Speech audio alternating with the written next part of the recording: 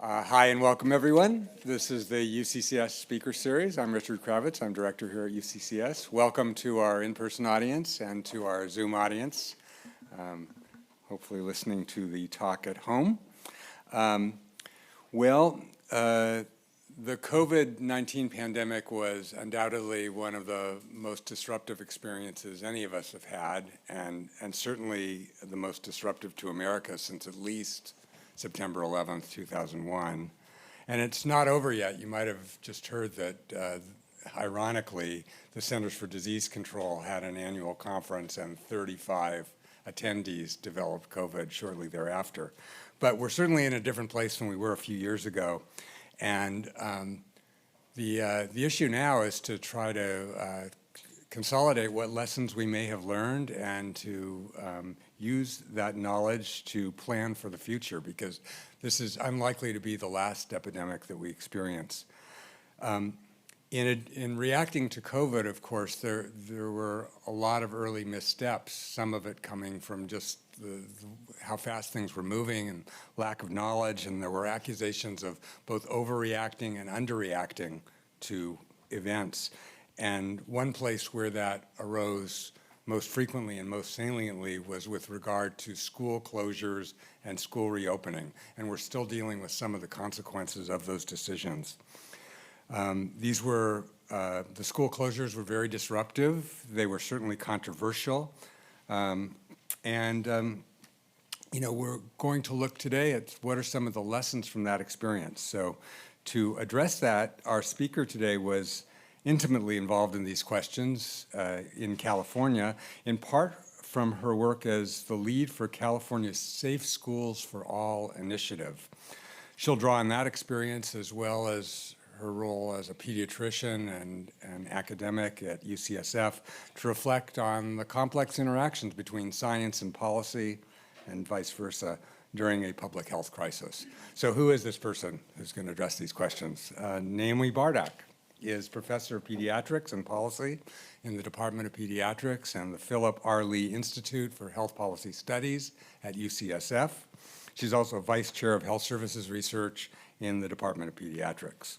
So aside from her important policy work, Dr. Bardak is a National Institutes of Health funded investigator focusing on pediatric quality of care. She did her medical training and pediatric residency at UC San Francisco and has been there, as best I can tell, ever since. So we're delighted that you made the trip inland to see us in Sacramento, and welcome, Dr. Bardak.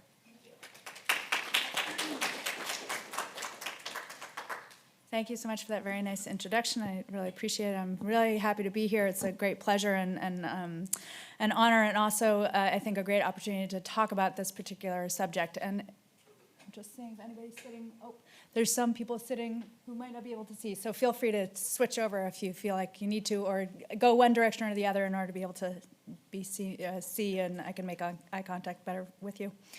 So the talk that I'm giving today is called Creating Policy-Oriented Research and Research-Based Policy for K-12 Schools During COVID-19. I have a couple of guiding questions that were asked of me actually when I gave a talk to the Institute for Health Policy Studies, which is A, how did you get involved in this work? How did you find relevant policymakers, introduce yourself and get involved? Also, how did unique features of the COVID pandemic shape your work? And also we'll think a little bit about how might they be generalized to other pandemics. How did you come to understand and help policymakers navigate or fail to navigate the high levels of misinformation and polarized politics of the pandemic? And then tell us about how you framed equity issues in your work and was any progress made? So I'll be touching on those questions as themes throughout. We'll start out with how did you get involved in this work? The impetus for the work was both personal and professional. So personally, my younger son had a terrible time during the pandemic. He couldn't attend Zoom school. He had undiagnosed ADHD, and so was just really not able to do it. His mental health went totally down the tubes. You know, all of the things that you've heard. Anxiety, depression, really terrible. He was in 4th grade, and I was like, we have got to do something. On the professional side, I actually had very similar intense feelings about it. I work at Zuckerberg San Francisco General Hospital, which is the county hospital, and my kids, the kids I take care of, the patients and the families I see there, were getting disproportionately impacted since the beginning of the pandemic, which you guys know about, both in terms of the health effects of COVID and affecting their families. They were the ones getting infected on frontline jobs, and the kids themselves also were the ones who are going to have a harder time accessing education through because of technological barriers, barriers to being able to have safe spaces to do their learning. So I was deeply committed to try and figure out how can we get schools back open and successfully with kids back in seats, safely without disseminating the infection.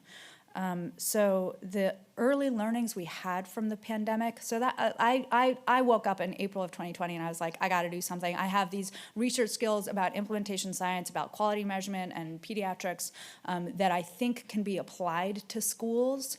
I work at UCSF. I can go talk to a bunch of lab scientists. We got to do something about this. And I started to read everything that we knew about what was going on the ground, about how schools might be able to open around the globe. And we had some early learnings. We had safe practices that were clear: masking, physical distancing. This is all so familiar to all of you guys, but I also know we've left some of it behind, and you might be sort of like, oh God, I got to think about that again. So I apologize for triggering like the slight PTSD, which even I get also, but masking, physical distancing, stay home when sick, or symptom screening that people were doing, ventilation, symptomatic and asymptomatic testing, and then small stable cohorts. Those were sort of like, that was like the mantra in like of April 2020 all the way until like January, February, March of 2021. But we also knew that there were a couple major barriers to the success part of the goal, which is the getting the kids back into seats, including physical distancing, symptomatic, asymptomatic testing. Actually, like being able to implement that actually in a scalable way was actually a big challenge. So using that as a layer, like in September of 2020, was like not that feasible. And then small stable cohorts was a major barrier because everybody had to you had to have small groups of kids in classrooms, and they had to be stable. And so like what high school is going to be able to manage their curriculum in a stable cohort, right? So those were the major barriers. And so for me, I was like, maybe those are the things we can do some research around to try and see, can we peel? We don't know which are the most effective implementation approaches. So maybe we can do something to figure out how to peel some of those back. And that brought me directly to figuring out, okay, so I'm an evidence creator, like I'm a researcher, but you could scooch over if you want, because you're never going to get past this. I just wanted to see your face. That's right. You can go one direction or the other, you'll be able to see it better. Okay, good. So the question for me is like, how do I create policy relevant evidence? If I'm going to create this evidence, like, I'm not going to do this unless somebody cares about what the answer is at the end, about how we're going to peel back these layers. And also I have to get buy-in from people who might participate. So schools or public health departments have to be able to feel comfortable with me doing this kind of research. So a couple key steps about how do we create policy relevant evidence, not just for the situation I was in, but for you guys as you think forward. Key step one, defining the policy relevant question. So I was like, I think this is going to be policy relevant, because I am mindful of the fact that I want to have an impact on how to get schools reopened. Key step number 2 is involving stakeholders in refining the question and designing the study, thinking about potential changes in policy that might result. So I was going to go talk to the teachers' unions, talk to the teachers, talk to the school superintendents, talk to public health officers, right? Those are the people we need to talk to. Excuse me. And I'll add one other thing, which is you also want to talk to all the lab scientists, anybody who knows about infections and virology. Like I'm a pediatrician, so I'm not an infectious disease expert. So I also made sure I was talking to those people. Thank you so much. And then timeliness, the other thing about this step 3 is the timeliness of it. So thinking, I can't do a study that's going to take 5 years to get the question answered. So you have to think, as you're doing your study design, you have to think, how am I going to get information as quickly as possible that will be usable information, even if it's not perfect information.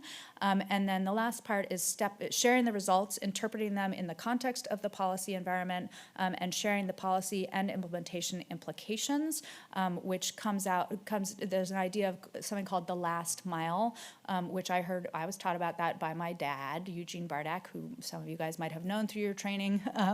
But he also, that was actually, it was written about originally by Pressman and Wildofsky, wrote about the last mile, which is basically the implementation implementation piece. You get your evidence, but then how do you put it into practice? So, and the last thing to say, it's actually these steps are somewhat iterative. So key is that step 1 is informed by step 4, and step 4 is informed by step 1, right? So you have to be continuing to think about that arc. So we designed a study, or part of the design process of trying to answer this question was a process of stakeholder engagement. So the design of the study I'll go over just briefly so that you guys understand the stakeholder piece. We were asking about assessment of safe and successful practices. So we had this idea of doing what's called a step wedge design, where schools were going to open. We're going to have clusters of 10 schools each up on the y-axis, and then the x-axis is time moving forward. Schools were all going to open with the same set of school opening policies, all 6 layers. Let's just do it, right? And that's how people are going to feel comfortable in September 2020. But then we're going to do ongoing school-based testing throughout the entire period as we roll back different practices. So we needed step 1. What are we going to roll back first? Can we roll back stable cohorts? Can we roll back physical distancing? What are we going to roll back first? And then what are we going to roll back second? And the step wedge design allows you to actually understand, instead of a randomized controlled trial, it's another way of doing a pretty rigorous study design to actually understand how those different policies have differential effects on infection rates. So the testing would give us the infection rates moving through time. So you can imagine the key piece of it is like, what are we going to do? What's the step 1 and step 2 policies going to be? We got to talk to CDPH. What are they going to, or any public health department, what are they going to sign off on to actually allow us to do? And then what are the schools going to be comfortable doing, both from a feasibility question and also from like what are their families and teachers going to feel comfortable doing. So we did a ton of discussions with people, and like I said, our key question was, what should the stages be? What are the pain points for doing them? What's feasible? Who are those key stakeholders? Our SFDPH partners, school administrators, teachers and families, and then those scientific collaborators, which I sort of touched on before. Lots and lots of collaborators. So like the name of the game throughout all of COVID was collaboration, but very much true for this particular project. Unfortunately, after we did all of that stakeholder engagement, which was probably like, June of 2020, we were really starting these conversations. July, August, we continued, and we thought we were going to roll in September, but there was that summer surge. I don't know if you remember, things were pretty quiet in April, May, June, and everybody was like, maybe we'll get, New York had a rough time, but we kind of felt like, okay, things were quiet, and then there was a big bump in the summertime, and so it decreased confidence. So we just, nobody was willing to do the step wedge trial. Nobody felt comfortable enough to peel back those layers, which I think is just a useful take-home point. Like it's understandable. It was unfortunate because I think it would have been very powerful data potentially, but it's useful for you guys to think about how that process can go, where if people aren't comfortable doing it, then it might not be able to happen. So it went down to the tubes. But the next piece is, how did the unique features of the COVID pandemic shape your work? So after that, what else did we do, and how did COVID sort of inform that? And that turns now to public health leadership stories and lessons learned, where I'm moving now in the talk from the evidence-based policy, policy-oriented research or policy-based research questions. After that sort of happened, I moved a little bit more towards, I had made enough of a name for myself actually, and talking to all these stakeholders. They were like, okay, now can you just do some leadership, please? Like, can you now take what we know about the evidence so far and try and turn it into public health decision making? So I moved over into evidence-based policy decision making, away from the generation of evidence, if that makes sense. We still did some work. My team still did work actually in the fall of 2020 thinking about those questions, but now I'm going to move over to, if you're a policymaker, how do you think about the evidence? So first of all, how do we put what we know into practice? That's the last mile problem. The other thing I did a lot was sharing and interpreting the science, so doing thought leadership. That included giving grand rounds in 2020.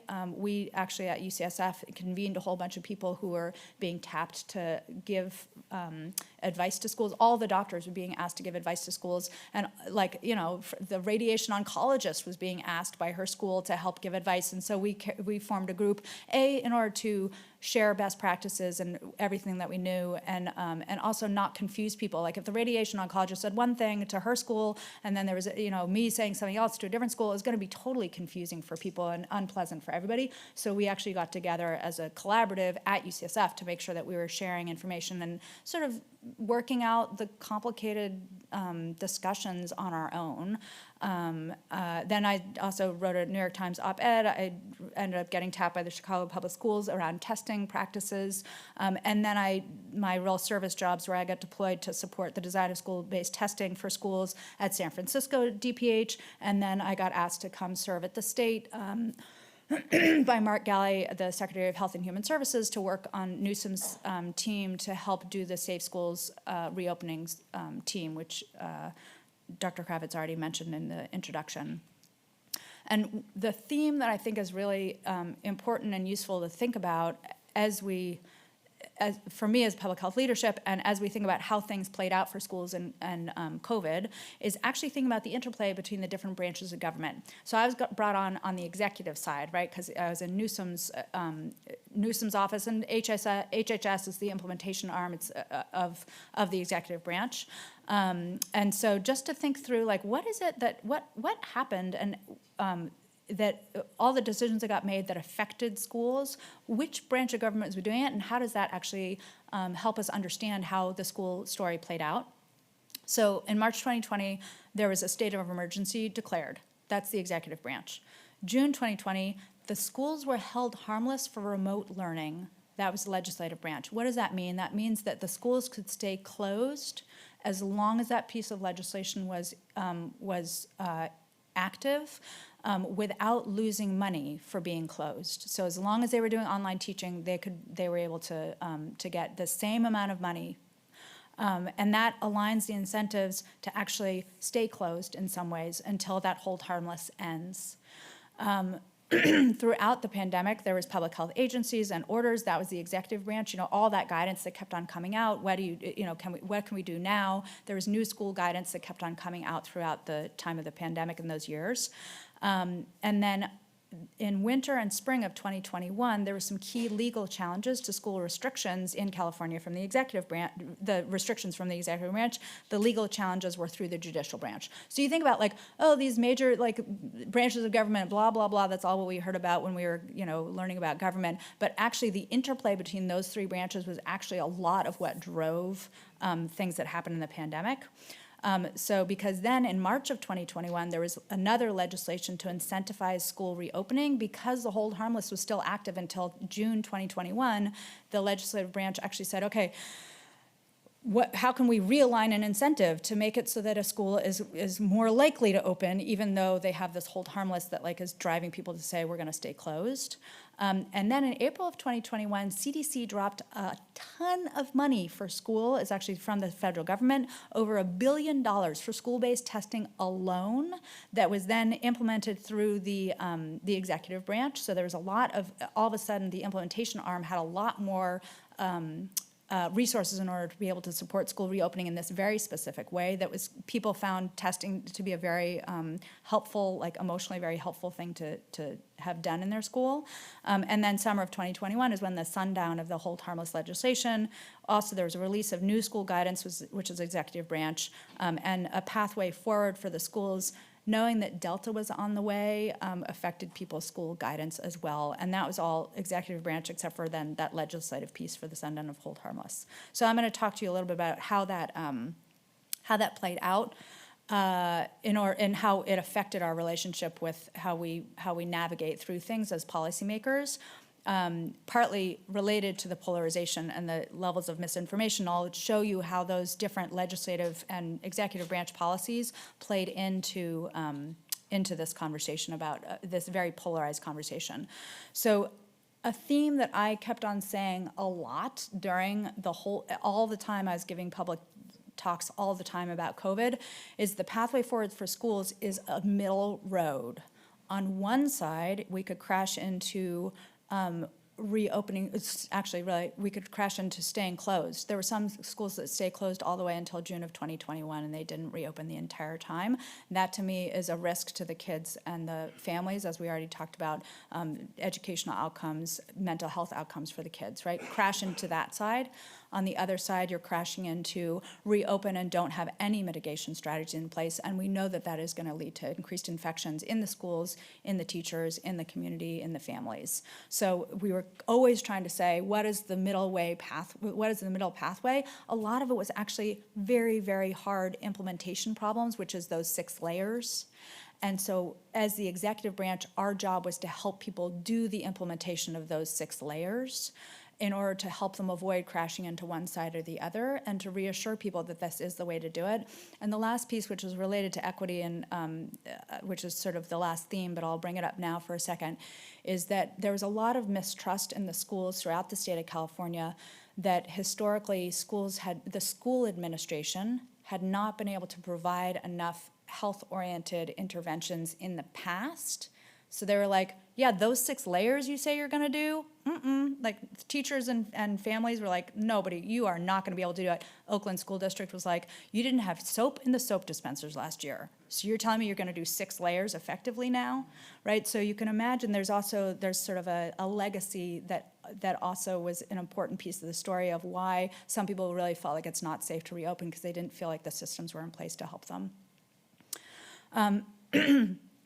So the key piece of helping people go down that middle pathway was to really understand that there's a huge diversity in all of California, 58 counties, which to me is actually super meaningful part of my job, because I live in San Francisco. I'd grown up in Berkeley.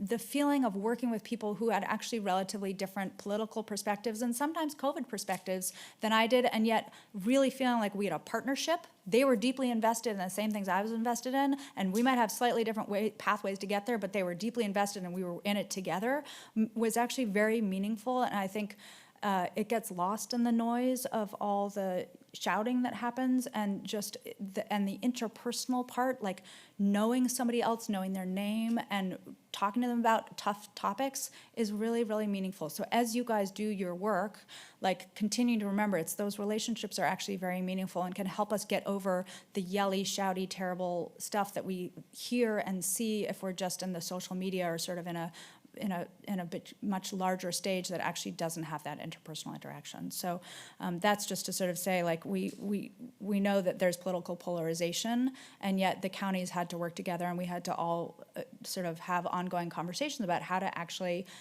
sort of support public health as well as we could in a world where things were politically polarized.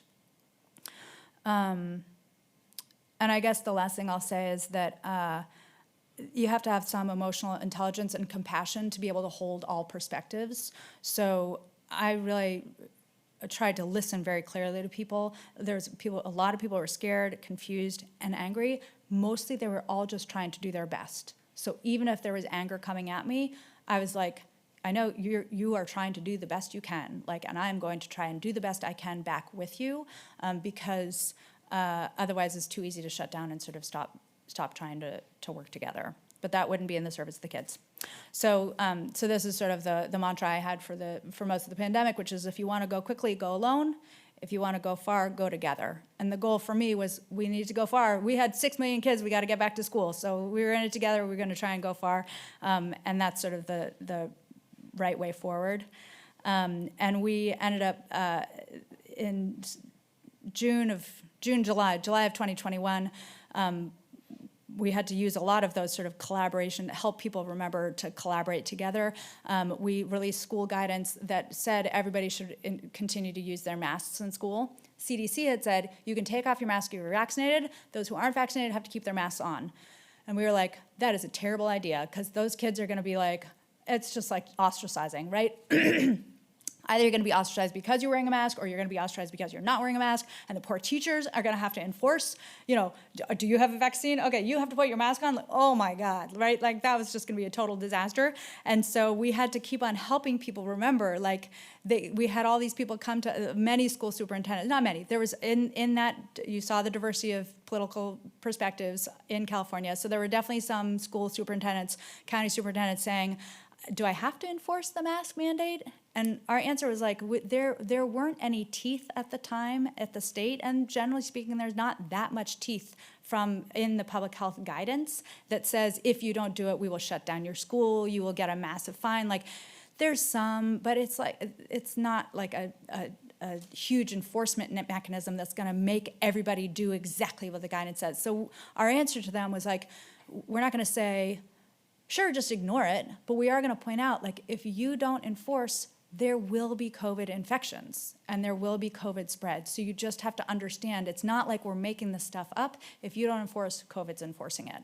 So it's not that you should attack the human beings, and this is where we went wrong sometimes in the COVID, is that we kept on forgetting that the focus is that it's a virus. And so we fought with each other because we were upset and mad about the virus. So helping people remember that, like, we're in it together, like there's a nasty virus coming down the road. And the nastiness really was actually the Delta piece. We had this data when we made our decisions in July of 2021 to keep the masks on for schools. We knew that there was an outbreak in a Marin Elementary School that had happened in May, and it hadn't been published yet. So we shared this with our stakeholders, but it wasn't published yet, where there was a teacher who took off her mask reading to a second grade classroom when she was symptomatic with COVID. She thought it was allergies. She took off her mask, and she spread it from the front of the classroom all the way to the back of the classroom. Here's the back of the classroom. The lesson there is that COVID is that Delta in particular was going to be infectious. The physical distancing stuff, we were like, that's not the intervention. The intervention is probably the mask and the vaccination. The nice part about the study also is that they looked to see who else got infected, and it was clear that the high rates of vaccination in Marin actually probably stopped further outbreaks from happening because there are a fair number of people who are vaccinated who got exposed to this particular outbreak. And I won't go into the complexity of this. There was also like a 5th grade sleepover.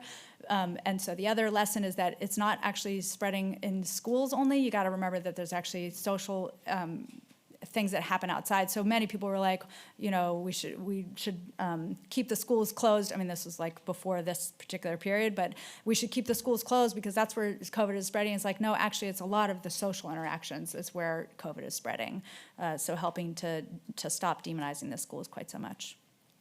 And then the last little take-home point that we mentioned to everybody in the guidance is like the other thing is stay home when you're sick, because that teacher just was like, oh, it's probably fine. I have a little bit of a runny nose, but that was an important lesson, particularly when we were reopening when Delta was still around and not everybody was vaccinated, and we didn't have Paxlovid, which is a good treatment for COVID, which is part of the reason why things are so different now. Those were the things that we really needed people to be thinking about.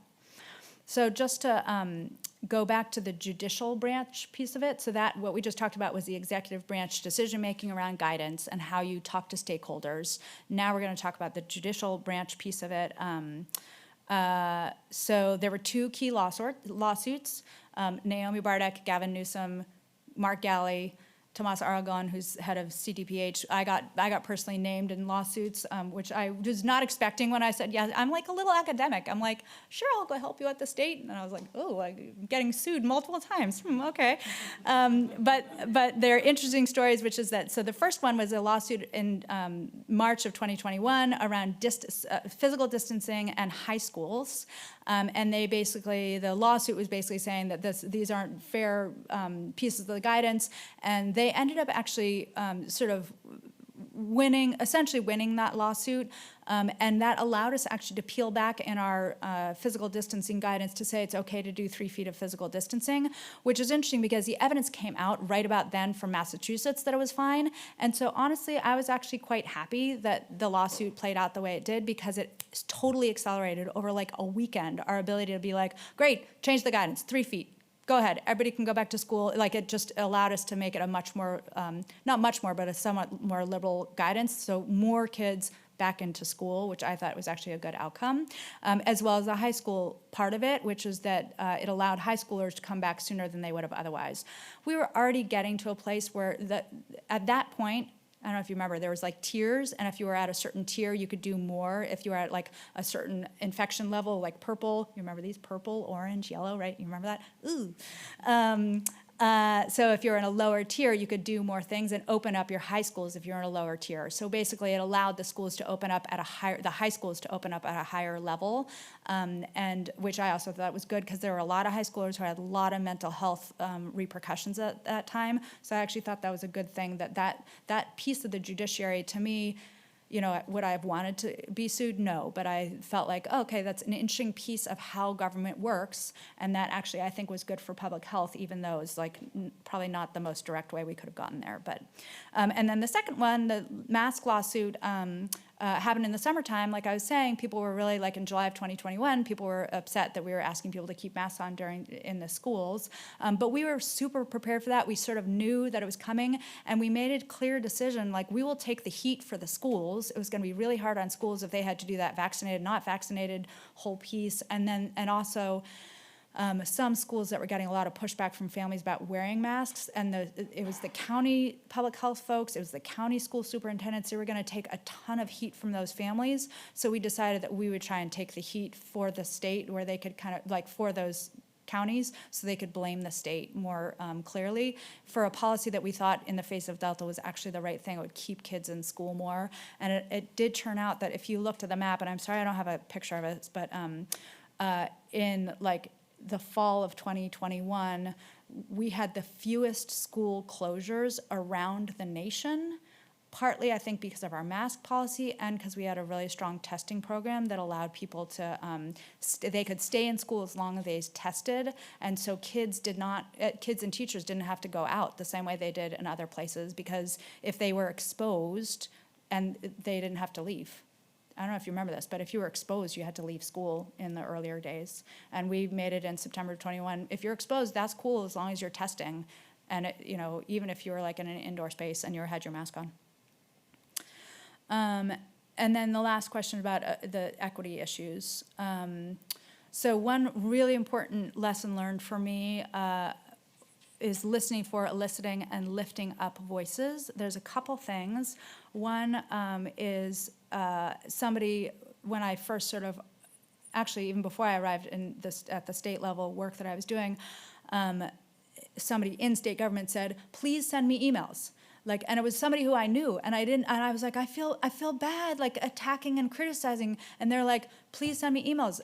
I'm hearing from a lot of people that they want to keep schools closed. Send me emails about keeping schools open. Criticize me as much as you want, because it helps me to actually move the needle. If I don't hear from voices, I can't make the argument to make policy changes.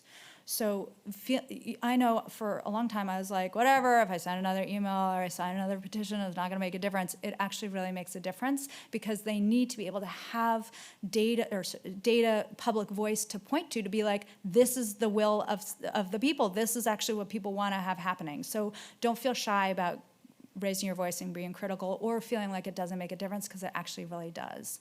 And I say that not just from the advice that somebody gave me, but then also I got a ton of incoming. And I was like, okay, it's just you respond. And the other part is, as a public health leader, I did not get a ton of incoming from some voices, which I recognize. There were some silent voices, often the people who are disenfranchised. So a lot of the we heard a lot of noise from people about school taking off those masks, just reopen without any mitigation strategies. There are a lot of very strong voices, many of whom were privileged. There are a lot of voices that we were not hearing from, but I knew just from doing some stakeholder work, particularly kids of color, schools taking care of kids of color, Oakland Unified School District, LA Unified School District, that a lot of families were like, I am fine with it the way it is. But they didn't send us emails saying, like, I'm fine with it the way it is. So all we heard was yelling from people who weren't fine with it the way they were. But and it was inequitable, right? We did eventually in the summertime of 2021 really try to elicit. We had a lot of community-based input to try and understand what were people's fears about reopening so that they would feel okay reopening and sending their kids back to school. Because the concern was that there were some families who had been already disproportionately impacted by the pandemic who would not feel comfortable sending their kids back if they didn't feel like school was safe. And that goes back to that theme I was telling you before, Oakland Unified being like, we didn't have soap in the soap dispensers last year. Like, how is this going to be a safe experience for me and for my kids? So it had changed a lot by September of 2021 because we had vaccines, but we also needed to do a lot of work about building vaccine confidence and including the school community. So a couple key tools basically for what we learned during that school year as we rolled out. We had that summer communications campaign, which I just mentioned, with a strong focus on equity. We did the mask mandate for all and no minimum physical distancing with that equity focus. So the minimum physical distancing, we were like, get kids back to school. If we can emphasize vaccines and masks, and then that we're allowed to peel back, therefore, the zero physical distancing limitations, that's really important for equity. And we got some pushback when we said no physical distancing. There were like people on the County Department of Public Health calls. They're like, what? But if you think about how important those other mitigation strategies are, they're powerful. And if you keep front and center how important it is to get kids back to school, you can make a very clear argument that physical distancing, we should get rid of physical distancing, particularly because there was no data that said physical distancing is key. There was nowhere that we could say like, oh yeah, for sure we know we can decrease infections if you're 3 feet away, right? And you saw that Delta study where it like drifted all the way to the back of the classroom. So a physical distancing thing that's gonna keep kids out of school and is not gonna change anything, it's not going to be very effective. So that was a really important piece, but we had to help people let go of their fear of what would happen if we peeled back a layer. Then we did the test to stay, which I mentioned already was a really helpful thing. Vaccination efforts with an equity focus, and then that testing capacity was a huge, huge deal. $887 million plus $300 million for LA. So California alone from the federal government got over $1 billion for school-based testing, which I actually think also made a huge difference. And for us at CDPH, it was a huge implementation effort, and there were some amazing people working on that actually at the state level. So that was really important. And they were very dedicated to the schools, that group. And then as we are moving towards endemic and maybe are already there, depending on who you talk to, I think we need to continue to focus on keeping kids in school. So we still have some isolation periods that are ongoing. I think we could probably shorten or eliminate some of them with good testing and keep a mask on. Without needing to test and then keeping their mask on for a certain period of time. But the idea that kids should still be staying out for 10 days if they still have a positive test, I think we probably need to focus on getting kids back into school would be my suggestion. And then keep our focus on vaccines is going to continue to be helpful and help reminding people to have confidence in those vaccines, and really just a common sense approach, supporting both a stable and less chaotic environment, meaning less kids coming in and out of school, but with an ongoing equity focus. So just to summarize, the stories and lesson learned overall from this experience, there's that interplay between the legislative branch, the executive branch, the judicial branch, and they all played a role in how schools opened or did not reopen and how they reopened during COVID. You always have to be asking that very important question, which is compared to what? So one piece I didn't totally highlight is most of what we did in California and globally, we paid attention to COVID rates. That was every dashboard, COVID rate, COVID rate, COVID rate. You know, purple, blue, purple, red, green, red, what were we? Purple, red, orange, yellow. And we didn't have any metric about how many kids are out of school, what the mental health issues are. Like, there was no real-time data on that. And I think that for me, moving forward, the next lesson for any other pandemic is please let's get our data systems that are better so we can actually have a compared to what data stream in order to be able to actually make more concrete trade-offs, like more visible trade-offs when we make these decisions about schools in particular. And then lastly, the only way we're gonna get through this is unprecedented levels of collaboration. And that's true now, it's true during the depths of COVID, it will be true for the future.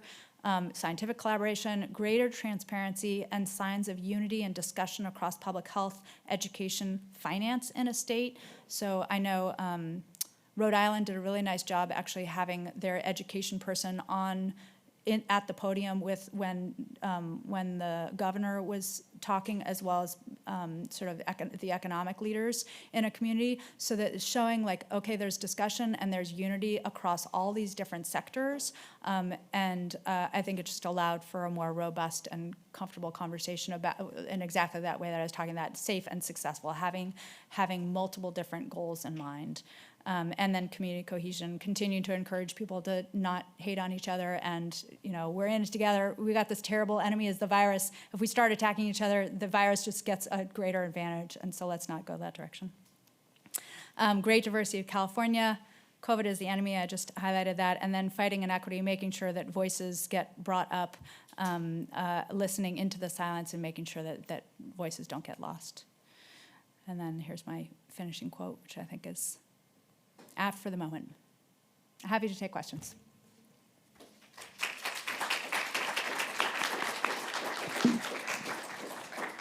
All right, thank you, Professor Dr.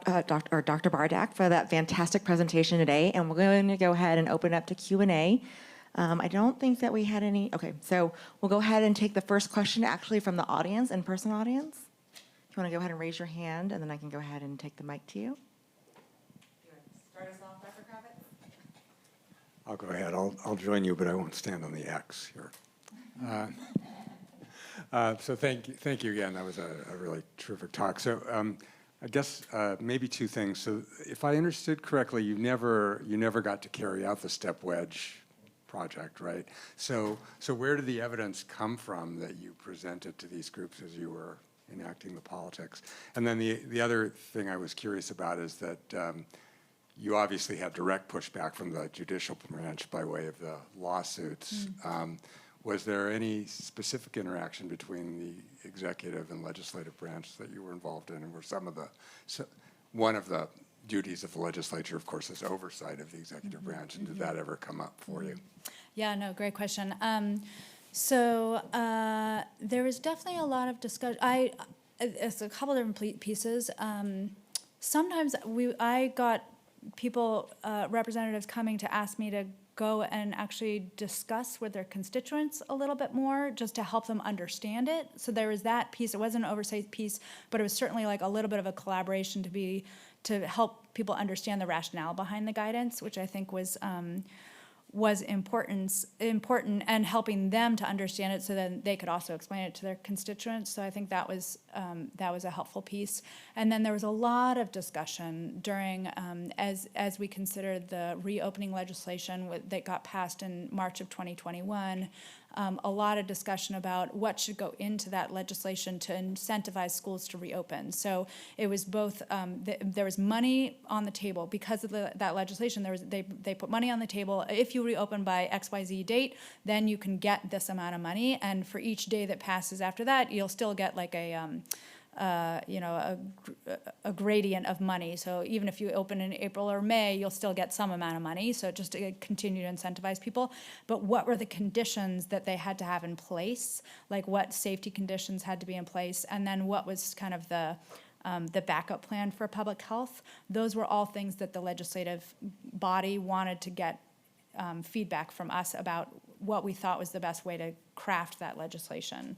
So it was definitely like an interactive thing. It was, and I think it makes sense because the public health expertise in the California Department of Public Health and California HHS is important to tap into, as well as then there's the oversight piece. So they did a little bit of both actually in that discussion. And the last piece I'll say is they also wanted to make sure that there was in that legislation that there was funding for the work that we were doing. So they funded it to say, if there's a major outbreak, we want you to have some dollars so you can go over there and deal with the outbreak. We don't want you to just be like, sit here and lean back or not be able to do anything when there's a big school outbreak. Here's $25 million to go do something when there's a school outbreak. So there was actually that piece also, more comfort with reopening as long as there is a backup at the state level to help the Departments of Public Health on the local level.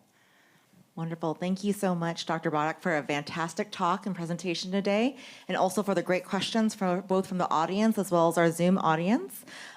This presentation will be available on our UCCS website at uccs.ucdavis.edu, as well as the video recording as well. So thank you so much, everyone. Yeah, thank you. Thanks for the invitation.